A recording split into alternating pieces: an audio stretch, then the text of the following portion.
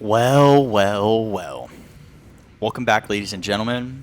This time, Trophy Cup 2025.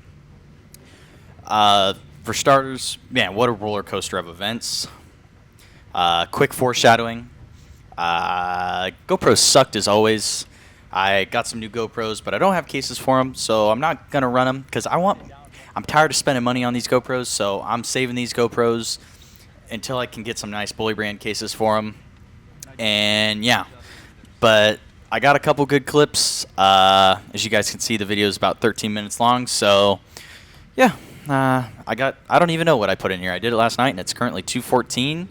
But let's just start to talk over it. This is Thursday night qualifying. I feel like this was kind of our best qualifying effort. And I'd say it's my best qualifying effort because we went out second to last, and the track really fell off the face of the earth.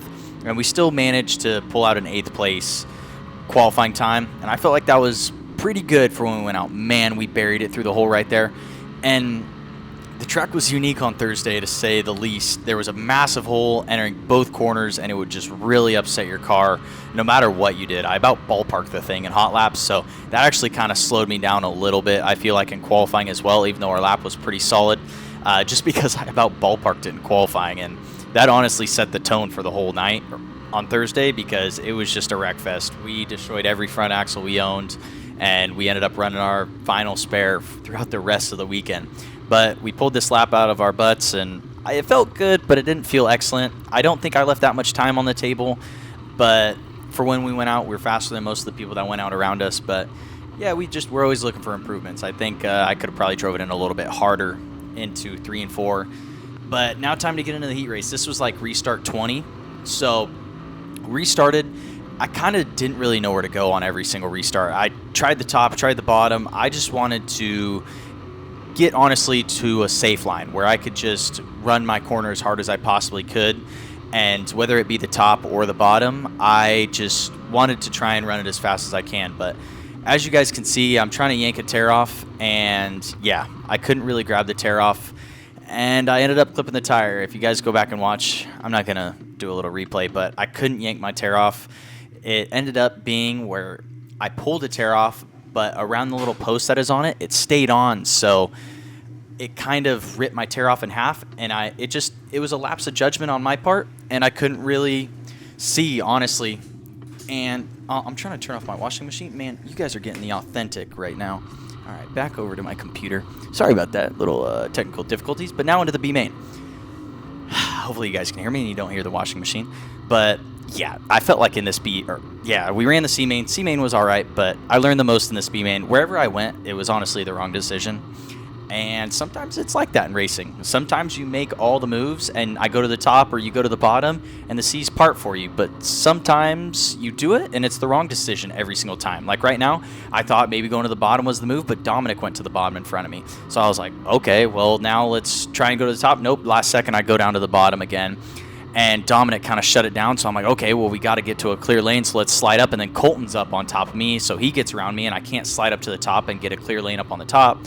So I'm like, okay, now I can't go to the top, so let's go to the bottom. And Colton's still up there, so I can't let it float all the way up on the corner.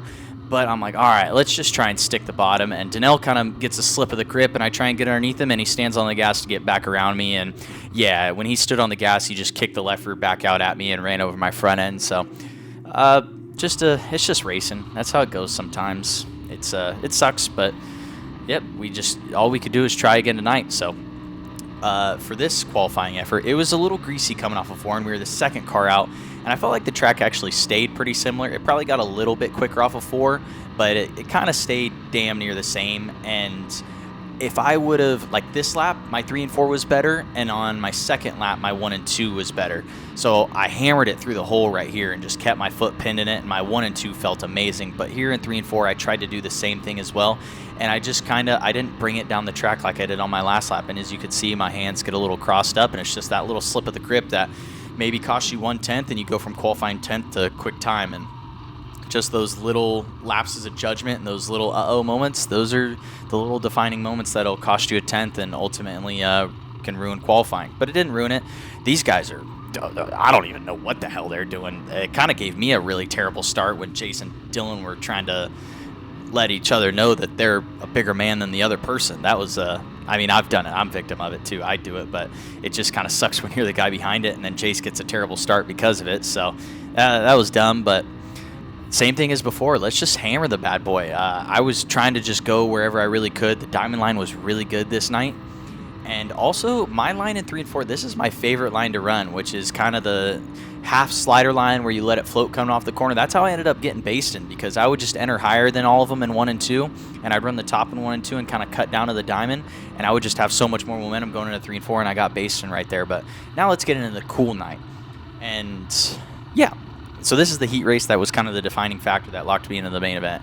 This whole entire time, my team and I were just talking about winning it. It didn't matter where we started, 5th, 6th, 4th, whatever it was, we got to win this heat race. So let's march forward. And right off the rip, I saw that Thompson kind of turned in and kind of gave himself away and led into the corner a little bit too soon. So I instantly, intuitionally just knew Diamond Line was going to be my best friend. And same thing in 3 and 4. Pombo told me that the top was kind of the move, and I just ran that line in 3 and 4 just to not follow Thompson, and my car actually stuck it. So a green light goes off in my head, and sometimes you got to trust your intuition and the feeling that you can get inside of the seat. And same thing in 1 and 2. I had the feeling in the seat to kind of run the diamond line, but it wasn't as fast. And when we ran the top right here, we maintained with Thompson. So right here, it's like instantly, all right, we got to ruin his corner, and we just drove it in as deep as we possibly could and just let it float in front of him.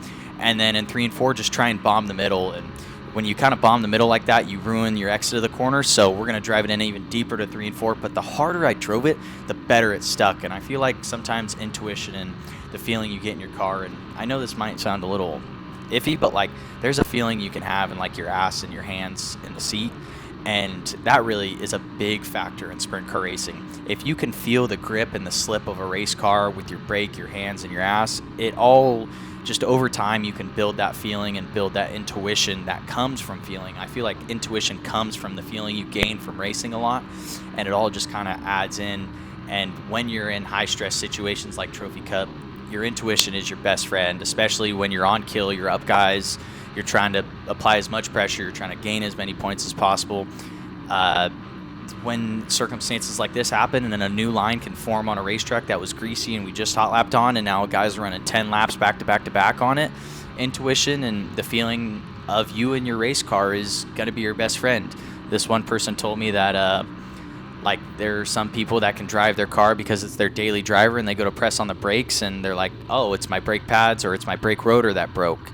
And they can just tell because they're that in tune with their old 68 Chevelle, and they just kind of know that car like the back of their hand because they fixed it a million times. And I feel like after racing for a couple of years, I've been doing it a little bit longer than a couple of years, but after doing it for this long, there's kind of a connection that you can kind of have with your race car. And I feel like my connection's only getting stronger and better with my race cars. And same thing back to the restart. Sorry, I got a little carried away there, but just had to hammer that restart. I tried to lead into the first cone as much as I possibly could and just absolutely get that ball rolling as fast as I could and stand on the gas. And I knew when I stood on the gas on that restart and Tyler didn't slide me going into 1, I knew that we had that heat race unlocked, because if he was going to make a last-ditch effort to win that heat race, it was going to be going into 1, and I had the slider line already pre-planned, but didn't need it. So, but now for the final night feature, this is kind of the part that I really wanted to talk about. The end of the feature was really good.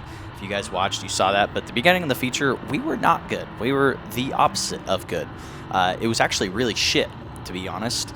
I did not feel comfortable with how the track was. I think after watching the replay that Tanner just posted, I just wasn't running the track right. I was trying to run the marbles, and I wasn't running the curb necessarily. So when I was running the marbles, you kind of lose a little bit of momentum compared to all the other guys instead of bombing it in there to bomb and hit the curb late in the race. So yeah, and like I'm trying to run below the curb right here in the marbles, and you can feel that there's grip, but you're just losing momentum and time as compared to the guys that are bombing the top and getting up on the curb and bringing all that momentum back down to the track, or the guys that are running diamond line and hitting the curb in the middle.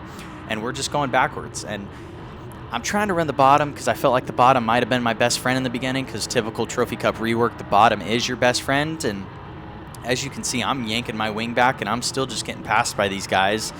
And we're just falling backwards at this point. But we're grabbing the wing. We're trying to do as much as we possibly can. And as you can see, I try and run the bottom again. Let's see if I grab some more wing, because we are losing way too many spots at this point, and we're running the bottom. Ooh, a big slip up right there. So usually whenever I get that big of a slip up on the entry of the corner, I grab some more wing, and oh, yep, there it goes. But now you can look at the wing. The wing is absolutely trunked. It is in the back, and we lost I think we lost 2 more spots. So we went from starting 11th, and now we're back. I think we're in like 15th or something compared to Momo, who started right in front of us in 9th. So I'm trying to, under those yellows, I wasn't going to give up on my guys, and no one was coming. Pombo, I know you're watching this right now. It kind of riled me up that they weren't up on the fence kind of telling me where everyone else was running, but I knew that they knew that it was a long race and we had a lot of time left. And I knew I wasn't going to pull in. I'm out there for the long haul. This is 50 laps. And under one of these yellows, I told myself that we went forward in a short amount of time from deeper back, past more cars on Friday night than I have fallen back right now. So let's turn this ship around. Let's look at the track. Let's see where the grip is. Let's see what we can do, and let's see how we can pass these guys and turn what is going in the direction of a shitty night, and let's turn this boat around. And this is where I want to be. I want to go forward, and I want to win Trophy Cup. So if I want to win Trophy Cup, how do I do it? Let's just rip a tear off. All right, we start 15th now. It's a single file initial start, and it's a 35 lap race. Let's win Trophy Cup. How are we going to do that? And I kind of noticed that the bottom, running the very bottom, wasn't the move. That was kind of one of the things that was strikingly aware to me. Is in 1 and 2 for the time being on the track, you kind of had to enter in to a car length and a half above the middle, and or right here. So see kind of how Landon loses, gets a slip of the grip, and I'm able to keep equal as much momentum as him.